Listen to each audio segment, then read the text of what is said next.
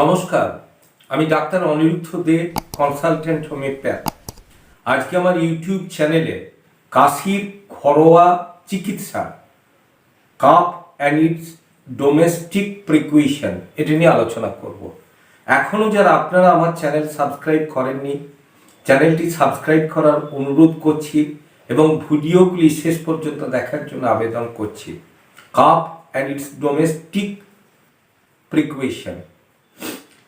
বাচ্চা বাড়িতে থাকলে কাশি কোন বাচ্চার না হয়, এবং বড়দের ক্ষেত্রেও তাই। 8 থেকে 80 সবাই আমরা কাশিতে ভুগি। সব সময় তার ওষুধের ব্যবস্থা হয় না। ওষুধের ব্যবস্থা করতে গেলেও আপনার অনেক সময় সুযোগের অভাব ঘটে। কিন্তু হাতের কাছে যা জিনিস আছে সেই জিনিস নিয়ে, এবং যে সমস্ত জিনিস থেকে কাশি হয় সেই সমস্ত জিনিস থেকে দূরে থেকে আমরা কাশিকে কিন্তু দ্যাট মিনস বন্ধ করতে পারবো।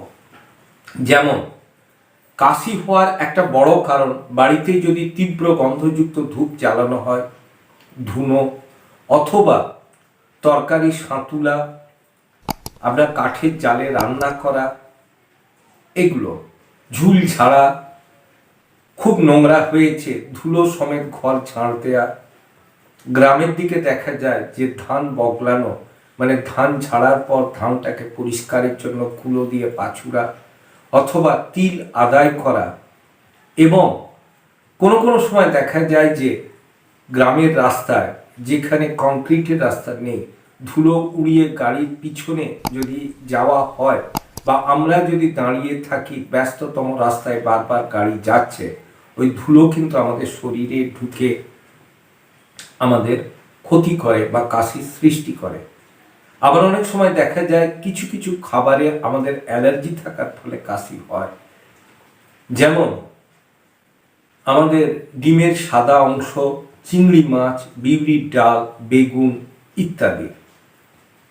কিন্তু আমরা যদি এই সমস্ত জিনিস জানি এগুলো খেলে আমাদের শরীর খারাপ হবে, তাহলে কিন্তু আমরা এগুলোর থেকে যদি বিরত থাকি বা যে যে ঘটনাগুলোর জন্য আমরা কাশিতে ভুগছি সেইগুলোর থেকে যদি শতহস্ত দূরে থাকি, আমাদের কাশি হবে না। কিন্তু অসাবধানতা বশত অথবা হঠাৎ আমরা সেই জায়গায় পৌঁছানোর জন্য আমাদের কাশি হয়। আবার দেখা যায় যে শীত পড়ার সময়ে জানলা খোলা থাকা, হঠাৎ গরম লাগছে, পাখাটা একবার চালিয়ে দেওয়া, কোনো ফেভারেবল খাবার ফ্রিজে আছে, ফট করে সেটাকে খেয়ে ফেলা, শখ করে কোল্ড কফি খাওয়া, এগুলো থেকেও কিন্তু কাশি হতে পারে। বাচ্চাদের ক্ষেত্রে দেখা যায় ফ্রিজে ক্যাডবেরি লজেন্স মিষ্টি আছে, টুক করে নুকিয়ে তারা যে খেয়ে ফেললো, বাড়ির লোক জানলো না। যদি এক আধটা খায় তাতে কিছু হয় না। যদি কোল্ড ড্রিঙ্কস অথবা লস্যি ইত্যাদি যদি তারা রেগুলার কোর্সে নুকিয়ে খেতে থাকে, এই সমস্যাগুলো কিন্তু হতে পারে। এগুলো কিন্তু ঘরোয়া টোটকায় বন্ধ করা যায়।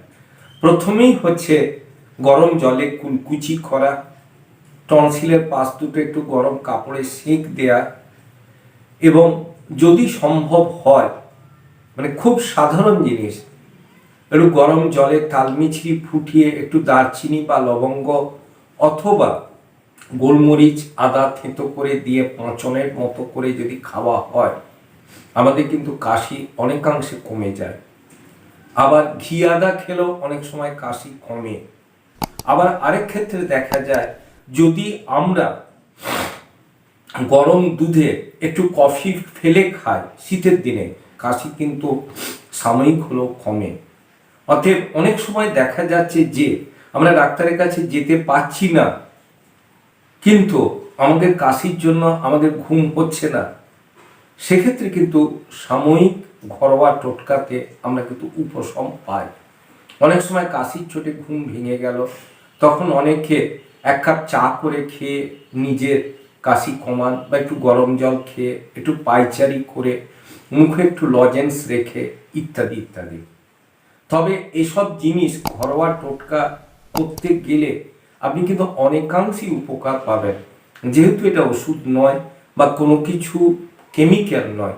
অতএব আপনি করে দেখতে পারেন এবং যেগুলোর থেকে হচ্ছে সেগুলোর থেকে নিজেকে সরিয়ে রাখা বা দূরে রাখা। আমার চ্যানেল যদি আপনাদের ভালো লাগে অবশ্যই লাইক করুন, শেয়ার করুন, কমেন্ট করুন, সাবস্ক্রাইব করুন, হোয়াটসঅ্যাপ দেওয়া লিঙ্কে নিজেদের অ্যাড করুন। ভালো থাকুন, সুস্থ থাকুন।